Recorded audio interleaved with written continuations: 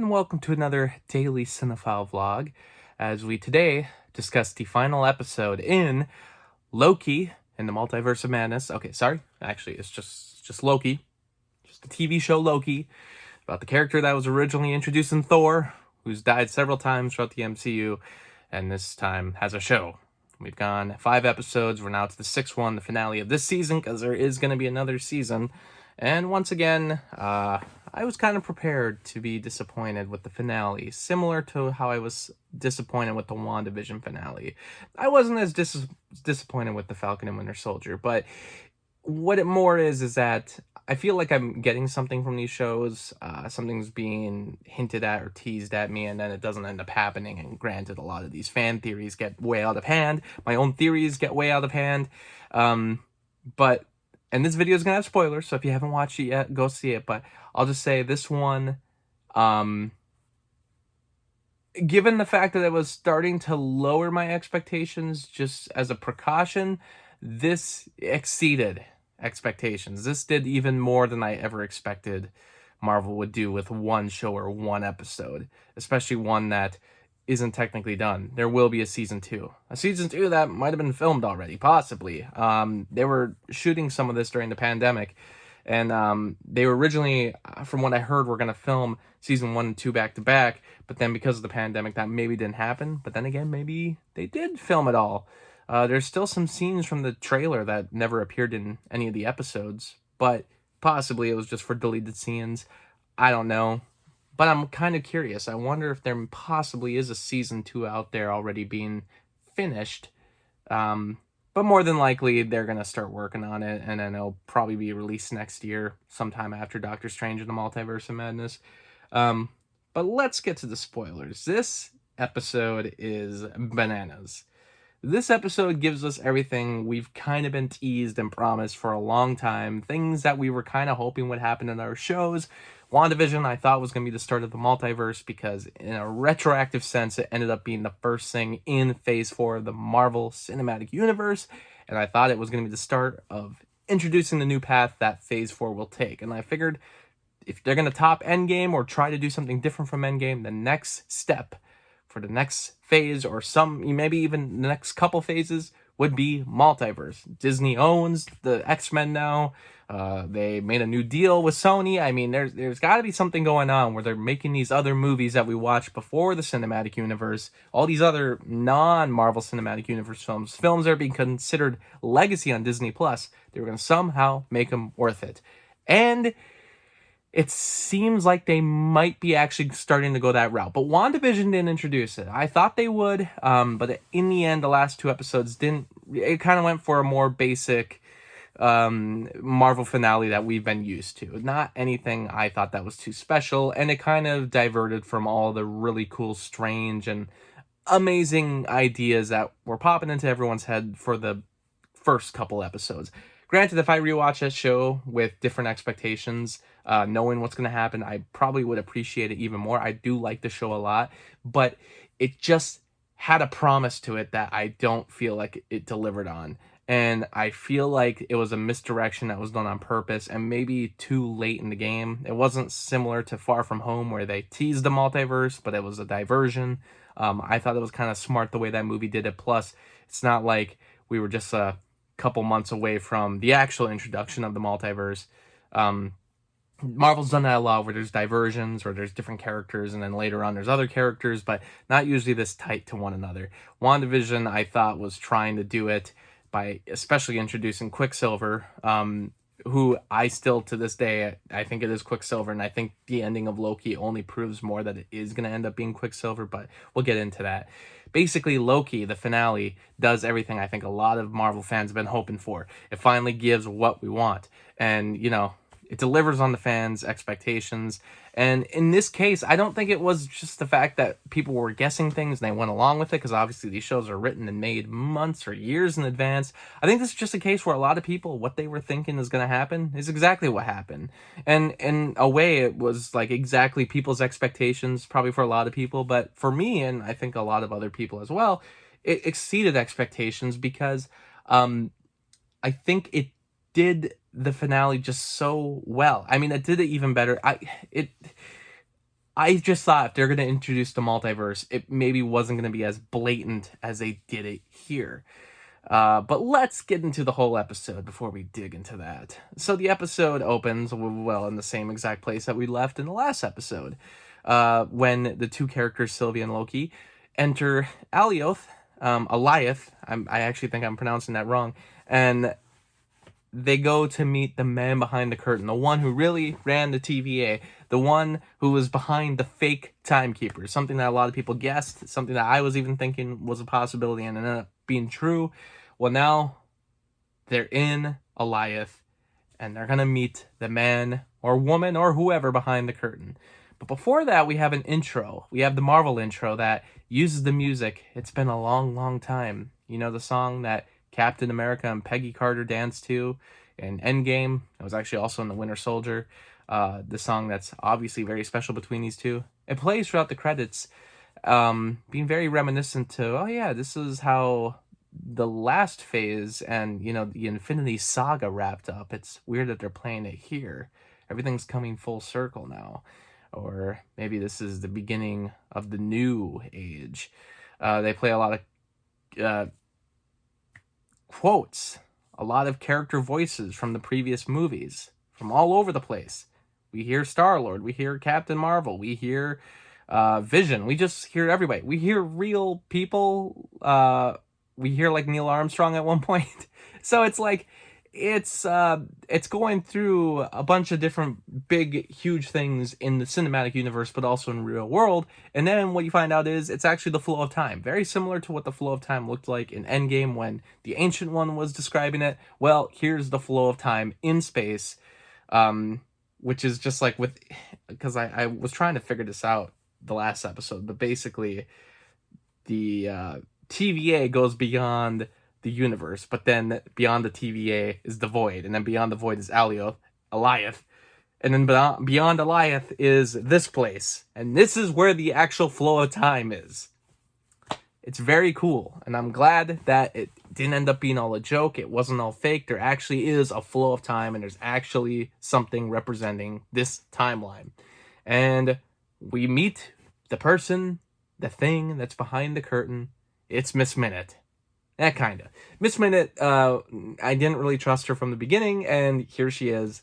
Knows exactly what's going on, knows the person who's behind the curtain, and tries to give a deal to Sylvie and Loki to just, you know, abandon this plan. But, you know, they're already this far into it. It's like, they're not going to abandon it at this point. They're not going to stop to not meet this person and find out what's going on. Especially Sylvie, who's like, we're going to shut this whole thing down. And Loki's like, I want to take it over, but maybe we should shut it down. You know, I still don't exactly know what he's going to end up doing.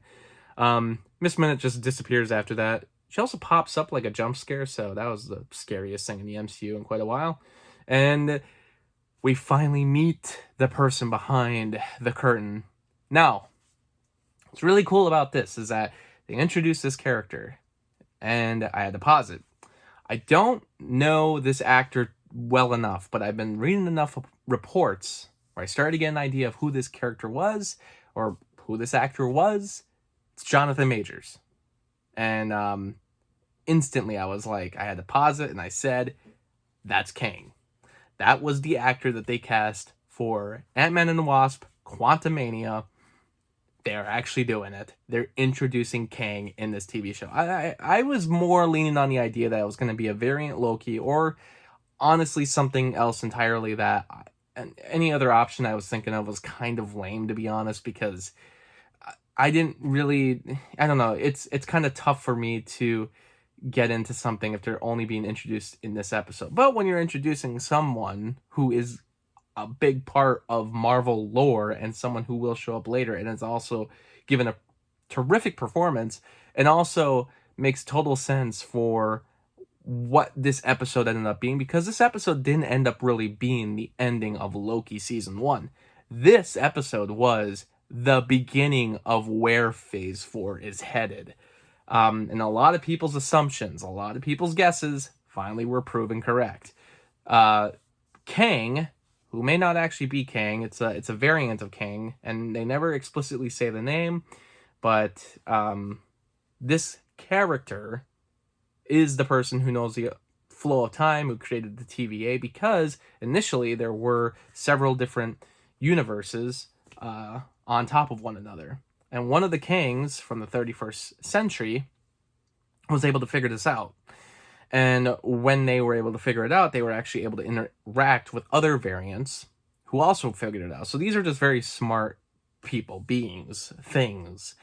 And they interacted with one another and shared each other's technologies, helped one another. But then it started to get out of hand. Some people wanted to conquer, Kang the Conqueror, and it started a multiverse war. So in order to defeat the war, this specific variant of Kang took over Alioth and used Alioth as a way to get rid of the variants and have everything concealed into one sacred timeline. The timeline that the MCU has taken place in, the one that we have been dealing with in Loki and with the entire show, and that's why the branches have continuously been cut off. So that's basically it. It leaves the door open for future Kangs to show up, different variants of Kang. So is this performance going to be the one we see in the future? Is this version of Kang the one we're going to see in the future? I don't know, but it'll be the same actor. And have to say, I really dug the performance. It was kind of one of those performances where I wasn't sure what Marvel fans would think of it. Marvel fans are pretty particular about their villains, and then it sometimes influences the future decisions. So I loved the performance, but I was also worried because I said this might end up being too goofy, and I'm worried that the Marvel fan base at large will not like it and then cause the future of this character to change. But it's a terrific performance, and it also leaves the door open for many different versions of this performance. I hope that this lighter side of Kang, this kind of goofier, laid-back persona, shows up in the future, just because it's something so different from Thanos and other villains. I enjoyed it a lot. It's, like I said, it's tough to introduce a character, even one that's this important, one that I know is going to be back in the future, but regardless of all that, it's still tough to introduce a character in the last episode of a TV show. But Jonathan Majors really pulled it off, and honestly, it's one of my, it's already up there as one of my favorite villains from the MCU.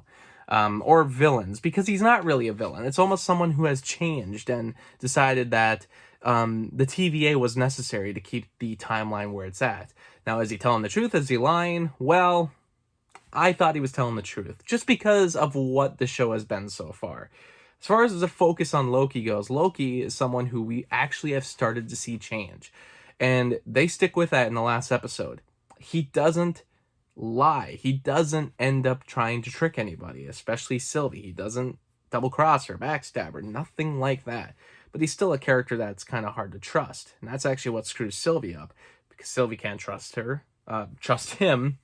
And Sylvie can't really trust anybody. Loki can't be trusted.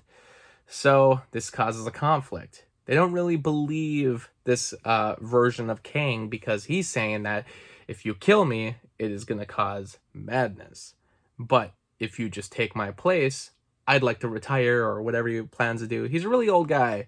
He doesn't look old, but he's been doing this for quite a while. And, I believed his story, and I was thinking, yeah, if you kill him, it's probably going to cause madness. Be careful. But, of course, the other side of me was sitting on the edge of my seat thinking the whole time, kill this guy. Kill this guy and bring me my 2 other Spider-Men. This is going to create a lot of implications for the future of the series. That's all I got to say. This really puts the final note into why Doctor Strange and the Multiverse of Madness is titled what it is. Basically, there's a fight that breaks out, and a lot of this movie is just episode is actually just a conversation between Loki, Sylvie, and this variant of Kang.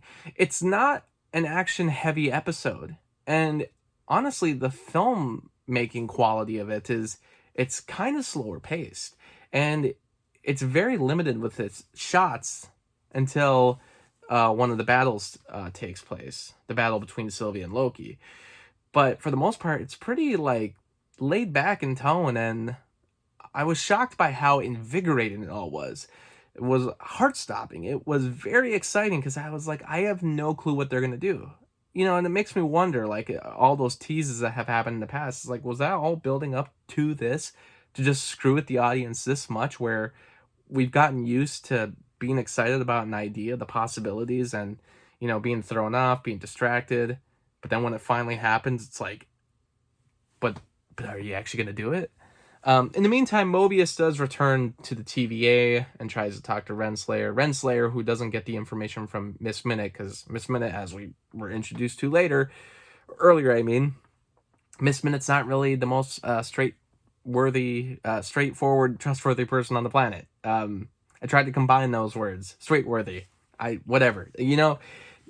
Basically, she's not technically helping Renslayer the way that Renslayer asked. And then when Mobius shows up, Renslayer doesn't prune him, but basically leaves. So we kind of have that door open for the second season to see what happens to her. She's starting to not really, believe in this TVA either, but she still wants the mission to be worth it because, it's all this time, it's all these years that they gave to it. It needs to be worth something. In the meantime, they also see one of her variants as a way to prove to the other Minutemen that, no, this is all fake and we're all variants and let's prove it. There's Renslayer's variant in the real world. That pen that we saw in one of the earlier episodes, which just mentioned some high school or middle school, they actually go to that school, and that's where she's at in 2018. She's still the principal or teacher or whatever her position is there. So I thought that was really interesting to actually go back to that person, the one that the variant is based on, and proving to everybody, to the other Minutemen, that, yeah, there they are. So if they're a variant, everyone's probably a variant. Very simple solution to that problem to get everybody on your side at the TVA. In the meantime, the fight breaks out between Sylvie and Loki because Loki wants to believe Kang about everything and doesn't actually want to kill him and doesn't want the timeline to go into madness. But Sylvie wants to kill this person because she sees the TVA as evil, it ruined her life, and she's still sticking to the mission. They share a kiss. It's a wonderful moment. To me, this is what causes the Nexus event, because what happens afterward is a Nexus event.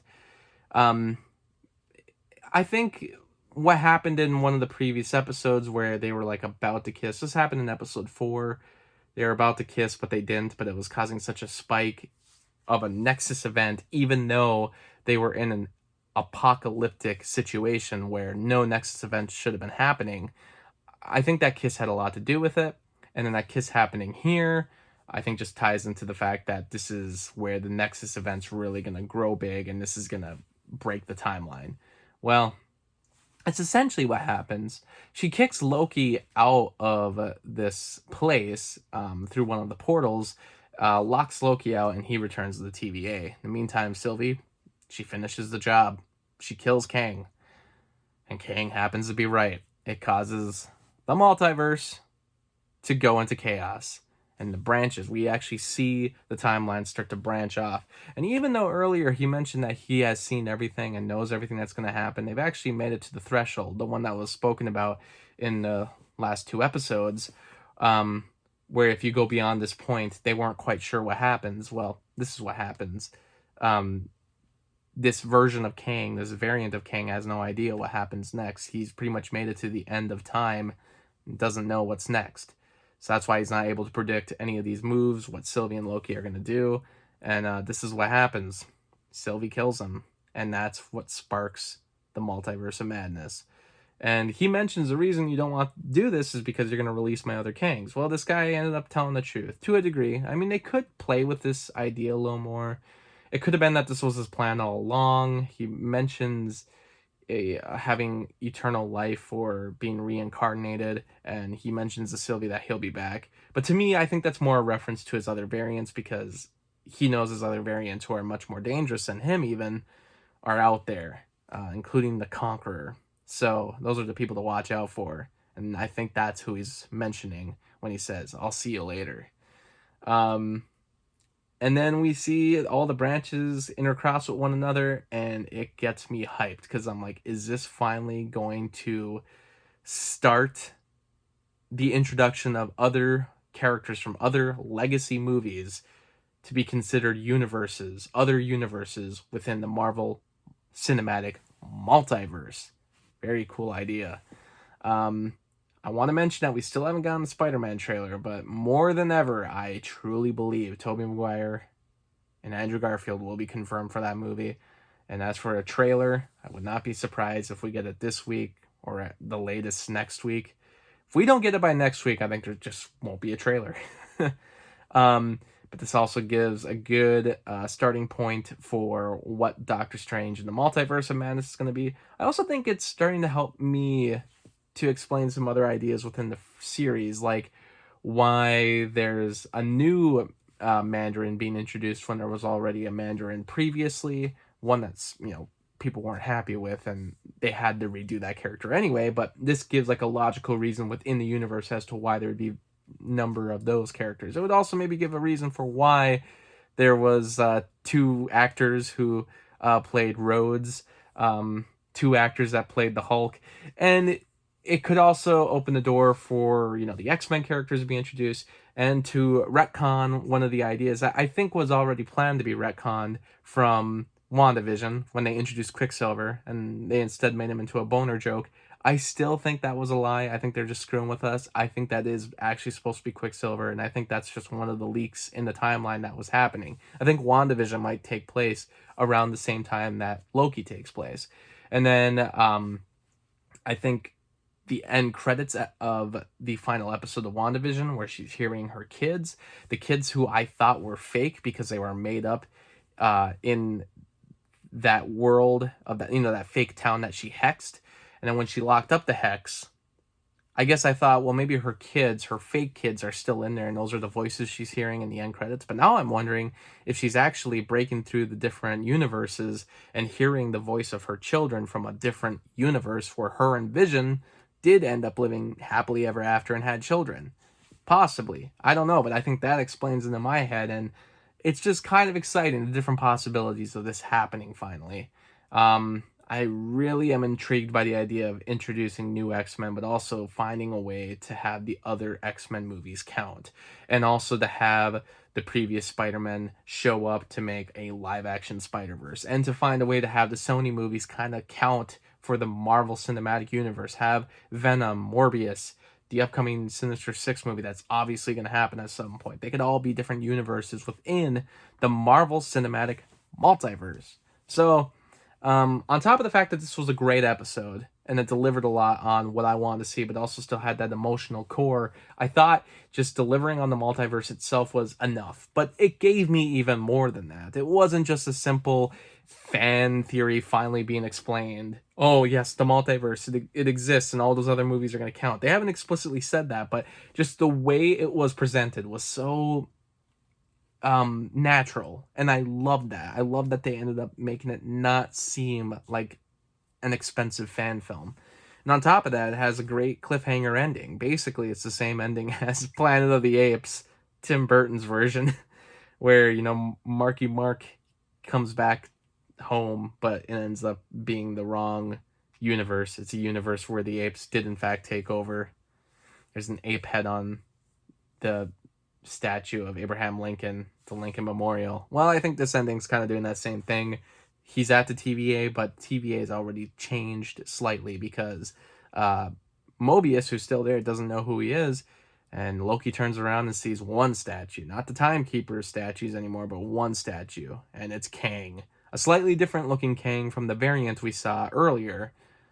It might be Kang the Conqueror. So, Kang, or different versions of Kang, or all the other iterations of that character, they're coming. That is the big bad guy. I thought these phases, the next three, if they still kind of keep these overall sagas and stories as, 3 phases, kind of like the first 3 phases, I figured the overall villain would be Galactus. I still think that might end up happening, but as of now, Kang seems like he's being built up as the big bad guy of Phase 4, especially since he's going to be in Ant-Man 3. So I think everything points to that. I think everything also points to a Spider-Verse live-action version starring Tobey Maguire and Andrew Garfield. I just think this episode is starting to confirm a lot of what we've actually been really hoping for, and a lot of the things, We were doing it with WandaVision, guessing all kinds of different things, and we were guessing different things with other movies. You know, Far From Home, I thought was going to be the introduction of the multiverse. I think it's actually happening now. I think a lot of what we thought was going to happen might actually end up happening. We'll see, though. But overall, this was a great final episode of season 1. Great show overall. It kind of makes me curious to watch the whole show in one swoop, to kind of watch it like a movie. The episodes are short enough where I think you could just kind of watch it and think of it as like a longer extended movie. But I am happy with what I've seen, and I'm happy with how things ended, and I am looking forward to next season. I'm looking forward. I am very jacked for what's next in the cinematic universe, and it's not just about speculation anymore. It's about the fact that I feel like we have a direction going on, and it's a direction I wanted to begin with, and it's a direction I'm happy with. But the fact that we're finally getting an idea of where the overall direction of Phase 4 is going, it's exciting. So, Loki overall, good show, great actors, and I am looking forward to What If, which now, after seeing the way this show ended and actually confirming the multiverse, I can now say that What If will, in a sense, be canon, which I wasn't sure about at first. I thought it might just, since it was a cartoon, maybe it wouldn't count, but now I realize those could all, in a official way, be considered different multiverses. I know they said multiverse literally in the trailer, but I wasn't sure just because it was a cartoon. But Loki confirmed it for me, so I'll be sticking in for...